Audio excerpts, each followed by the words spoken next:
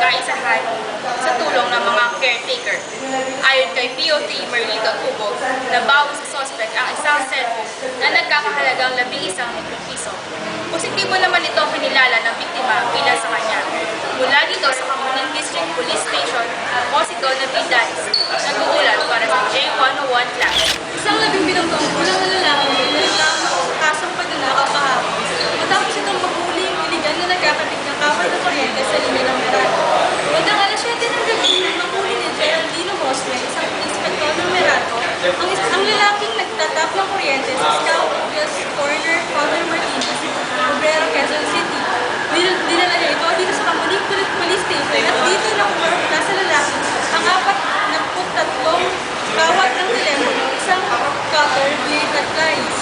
Na-dismiss din ang kasong pinataw sa minor de edad at tinilipot na lamang ang kustodiya nito sa Department of Social Welfare and Development. Ito po si Catalona mula sa Kamuning. Isang lalaki ang arestado kahapon sa salang pagnanakaw sa Malacca Street, Barangay Pingahan, Quezon City. Ang suspect na si Julio Acacio ay isang stay-in car wash boy sa bahay ng biktimang si Robert Lim.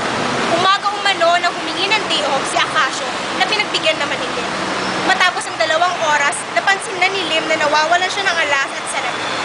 Ang mga nanakaw ay nagkakahalagang 95,000 pesos. Humingi ng tulong si Lim na nirespondehan naman agad ni PO3 Bobby Castillo. Mula sa Kamuning Police Station, ako si Alea Gomez para sa J101.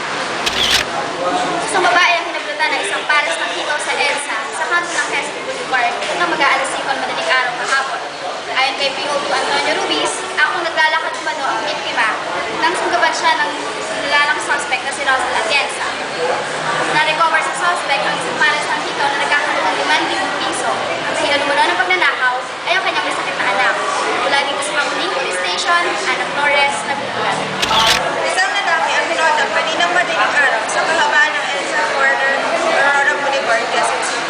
Ayon sa police report, alas 3 ng madaling araw nang nilapitan ng mga suspect na si Mary J. Castello at John Doe, ang biktimang si Raymar Phil habang naglalakad ito pauwi. Inayat di umano ni Castello na makapagtalik ang biktima. Nang tumanggi ito, linutukan siya ng patalim ni John Doe at kinuha ni Castello ang 200 pesos mula sa bulsa ng biktima. Humingi ng tulong si Marfil na nirespondehan naman agad nila PO3 Eli Xavier at PO3 Nero Memora Marquez.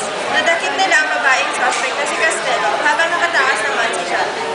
Mula sa Kamuning City Police Station, Dayan Mendoza,